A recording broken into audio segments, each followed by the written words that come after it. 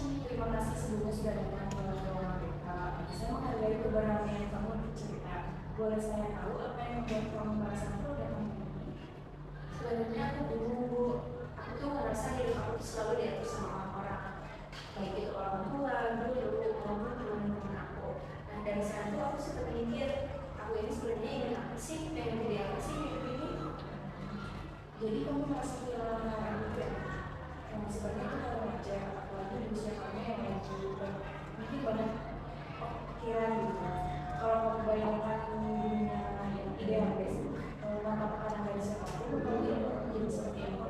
Sebenarnya aku yang jadi penulis buku, tapi orang tua aku nggak boleh aku jadi penulis. Sebenarnya kalau jadi penulis itu jadi nggak jelas arah karirnya. Tapi kamu pernah nggak jual lomba cerpen atau semacamnya? Pernah waktu itu waktu di SMP kalau misalnya aku sempat dapat juara, tapi orang tua tuh tetap nggak terlalu mengapresiasi hal itu gitu. Mungkin orang tuanya benar. Ada orang tua yang lebih tahu mana yang terbaik untuk masa depannya. Gimana kalau kamu coba jalanin dulu aja sama mereka? Kan orang tua aku tuh nyuruh aku buat masuk ke kedokteran ya gitu. Nah, aku tuh kayak ditunjuk buat masuk ke masuk les sains kayak gitu. Tapi aku juga paham sih tujuan dari orang tua aku buat masa depan aku, Bu. Tapi terkadang aku jadi capek, aku ngerasa jadi robot gitu karena diatur-atur terus. Jadi aku tuh takut diri aku tuh jauh dari diri aku sendiri. Sebelumnya terima kasih kamu sudah jujur. Maaf tadi saya sempat menanggapi dengan cara yang mungkin membuat kamu tertekan. Sebenarnya yang paling penting adalah kamu sendiri bisa mengenali siapa dirimu dan apa yang kamu inginkan sekarang ini. Jika kamu serius ingin menjadi penulis, kamu pasti akan menghadapi tantangan, termasuk penolakan atau ketidaksetujuan orang tua. Itu bisa dihadapi dengan cara yang tepat. Dan kita coba aja bagaimana kamu bisa bicara dengan mereka tapi tetap menyampaikan ini. Boleh, Bu. Saya tertarik akan saran dari Ibu. Oke, kita buat rencana ini yang pertama. Kita bisa bantu kamu menyusun kata-kata yang tepat, lalu kita menyampaikan. Lalu kedua, kita juga bisa pikirkan rencana alternatif selanjutnya, semacam kompromi. Kamu tetap belajar tapi juga waktu yang menulis. Terdengar sangat bagus ya, Bu, saran dari Ibu. Nah, aku juga pengen kayak punya kendali akan hidup aku meskipun ya itu Nah, itu dia. Kamu sudah tahu apa yang kamu mau. Sekarang tinggal kita bangun keberanian dan strategi untuk menyampaikannya. Dan saya akan temani kamu melalui proses itu. Kita akan antisipasi juga kemungkinan mereka menolak. Tapi kamu akan tetap menyampaikannya supaya jangan ada lagi. kayak Bu mendengar hal itu saya menjadi terpikir bahwa ternyata sangat penting sekali ya antisipasi yang harus saya berikan nantinya ketika hal yang tidak diinginkan itu terjadi. Maka daripada itu saya menyampaikan dulu karena masih banyak atas masukannya Bu. Alhamdulillah kalau seperti ini. Nanti kamu di bulan keluar, kamu bisa datang ke sini kita sama-sama bicarakan. Saya yakin kamu pasti bisa. Terima kasih banyak Bu. Saya juga ingin pamit ya Bu. Terima kasih atas waktunya. Mungkin nanti ketika saya membutuhkan bantuan lagi saya akan ikuti Ibu ya Bu. Saya juga selalu mendukung. Ibu terima kasih. Assalamualaikum.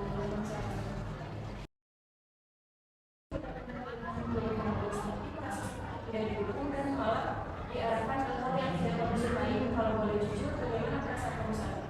Aku sedih dulu dan bingung sih tentunya karena kan aku tuh pengen jadi penulis tapi orang tua aku tuh tetap pengen masukin aku ke science school sedangkan kan aku tuh pengen punya kendali aku hidup aku terus aku tuh kayak merasa takut banget diri aku tuh jauh dari diri aku sendiri.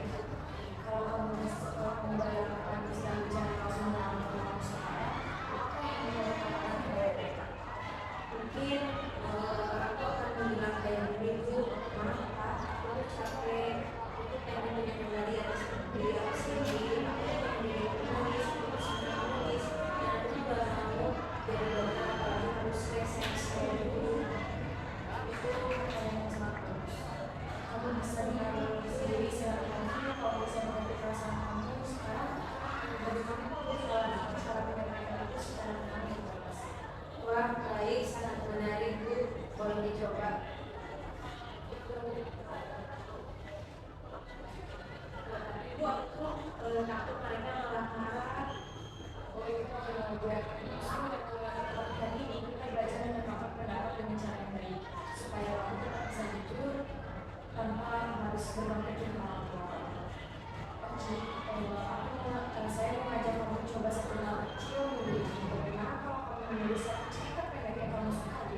baru minggu depan kamu tunjukkan ke satu orang yang kamu percaya, boleh? Atau kamu Bisa Bu, kebetulan saya juga udah lama tidak nulis, jadi mungkin saya akan coba untuk menulis kembali sebagai bentuk latihan. Dan satu lagi, kamu juga bisa mulai mencatat perasaanmu setiap kali kamu merasa ikut kelas atau kegiatan yang kamu minati. Nanti kita lihat polanya, dan dari situ kita bisa susun strategi bicara dengan alat pola. Baik Bu, saya ingin belajar pelan-pelan aja, mungkin untuk mengatur kegiatan tersebut. Dan kamu sudah mulai dari sekarang. Kamu bukan cuma paham yang kamu mau, tapi juga mulai berani bertindak. Lalu kita lanjutkan menggunakan untuk tahap selanjutnya. Saya percaya kamu pasti bisa. Baik Bu, terima kasih, saya merasa lebih baik. Syukur. Terima kasih banyak kamu sudah ada di sini.